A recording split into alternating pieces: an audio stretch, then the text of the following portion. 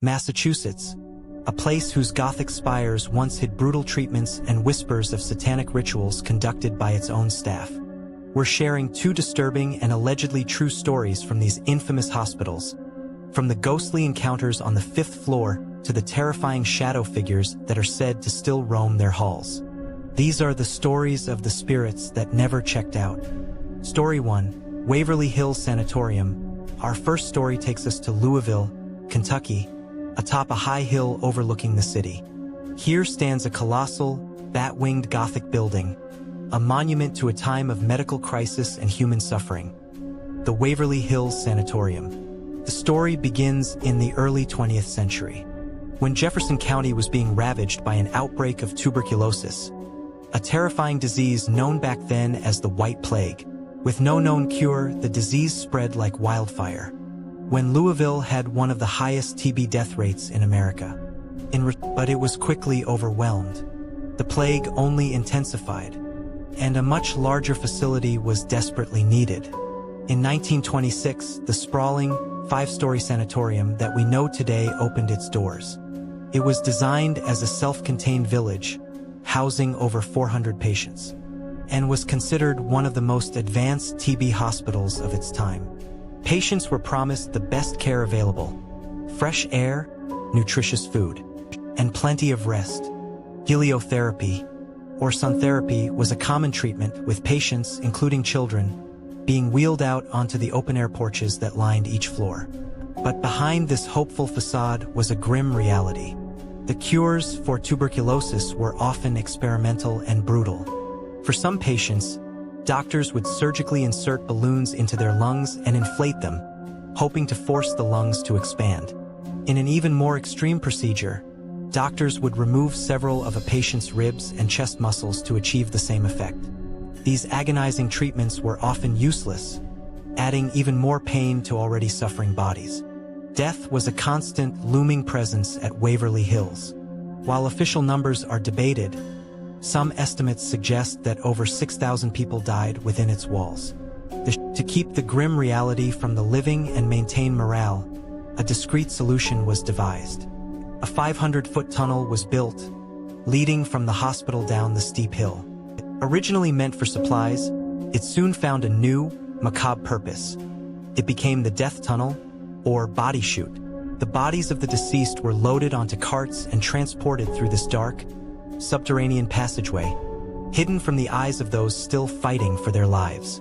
Investigators and visitors to this tunnel today report it as a paranormal hotspot, a vortex of cold spots, disembodied voices, and shadowy figures, perhaps the lingering energy of the countless souls who made their final, unseen journey through its oppressive darkness. With such an intense history of suffering, it's no wonder that Waverly Hills is considered one of the most haunted places in the world. Every floor, every room seems to have its own ghost story. In the now-abandoned kitchen, people have reported the phantom smell of baking bread, sometimes accompanied by the sight of a man in a white coat, believed to be the ghost of a former chef. On the 3rd floor, many visitors try to contact the spirit of a young boy named Timmy. They say he's a playful ghost who will roll a ball back and forth with visitors who bring toys for him. The laughter of children is sometimes heard on the roof, where the youngest patients once played in the sun. But not all the spirits of Waverly are so friendly. The 4th floor is known for a terrifying entity called the Creeper. This isn't believed to be a human spirit. Witnesses describe it as a massive, dark shadow figure that defies gravity, crawling along the floors, up the walls, and across the ceilings. Encounters with this entity are said to bring on a feeling of suffocating dread. Some paranormal investigators think it could be a demonic entity drawn to the immense energy of fear and despair, while others wonder if it's the mangled spirit of a patient who died during one of the hospital's brutal experimental surgeries. The 5th floor, however, is often called the epicenter of the paranormal activity at Waverly. This floor housed mentally ill TB patients and the nurses' stations. It's here that the sanatorium's most infamous legend unfolds, in room 502. The tale, though based more on legend than verifiable records, is a cornerstone of the Waverly lore. The story goes that in 1928, a 29-year-old head nurse named Mary Hillenberg was found dead in this room, having allegedly hanged herself from a light fixture. Unmarried and pregnant, she was said to have been driven to despair. Another version of the story claims she didn't take her own life, but that a doctor performed a botched abortion on her and staged her death as a suicide to cover it up. Tragedy supposedly struck room 502 again a few years later. In 1932, another nurse who worked on the 5th floor is said to have jumped to her death from the window. No one knows why. Today, visitors to room 502 report an overwhelming sense of sadness and unease. Shapes are seen moving in the windows, and disembodied voices are frequently heard, with some investigators claiming they've been told to get out. The full-bodied apparition of a nurse in a white uniform is one of the most common sightings on this floor, a tragic figure forever tied to this room of sorrow. Even after an antibiotic rendered the sanatorium obsolete for TB treatment, the building's chapter of suffering wasn't over. It closed in 1961, only to be reopened a year later as Woodhaven Geriatric Center.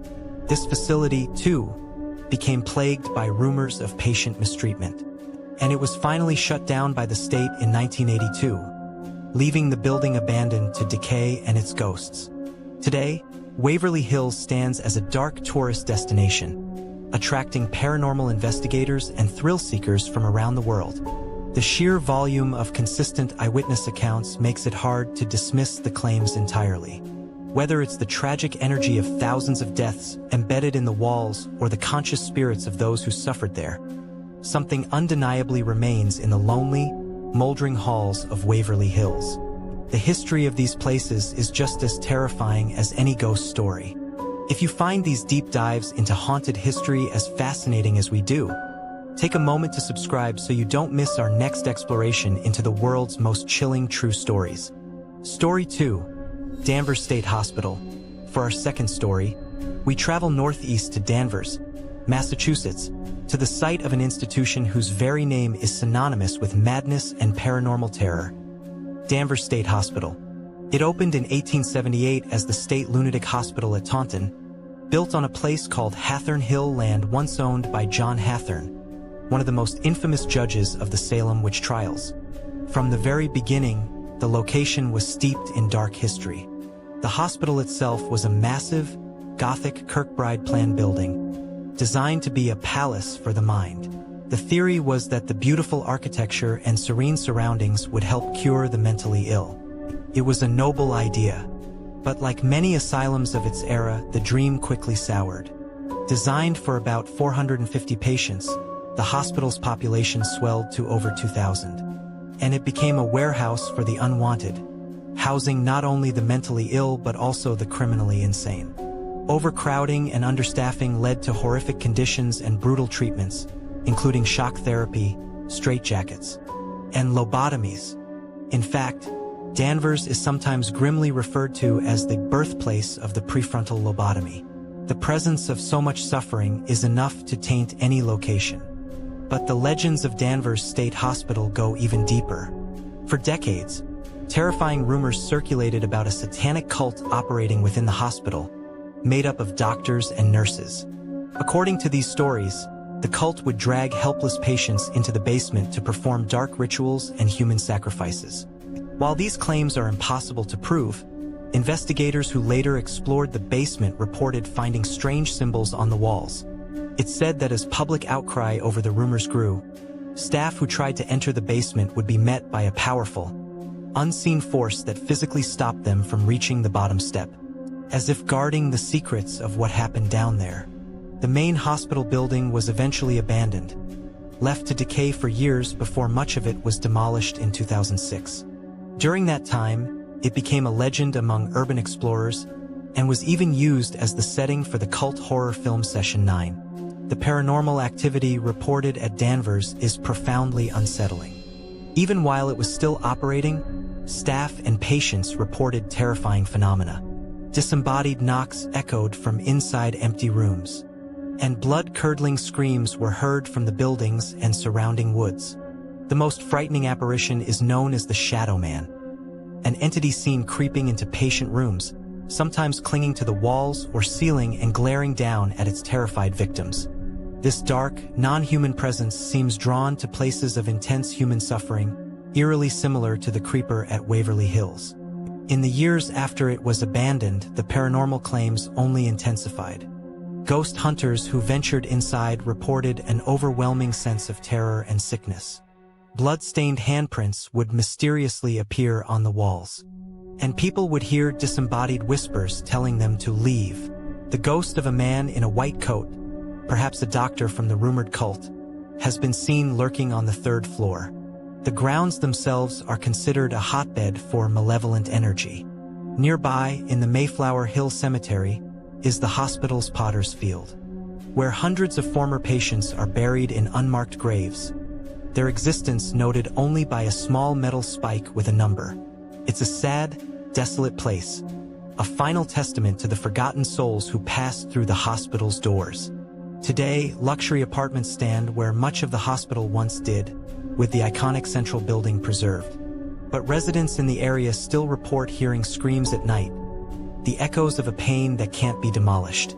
From the tragic echoes of the White Plague in the halls of Waverly Hills to the alleged evil festering in the basement of Danvers State Hospital, these institutions are grim reminders of how places of healing can become prisons of endless despair. The thousands of lives lost, the brutal treatments, and the rumored malevolent acts have charged these locations with a powerful, dark energy that seems to have given birth to something that lingers long after the last patients have gone. The apparitions of nurses, the playful spirits of children, and the terrifying shadow creatures that crawl the walls are all pieces of a larger, chilling narrative. They are the stories of what happens when the past refuses to die. What do you think is lurking in the halls of Waverly Hills and Danvers? Is it just the psychic residue of past tragedies? Or are the conscious spirits of those who suffered truly trapped there? Let us know in the comments below. And if you have a story of your own, we'd love to hear it.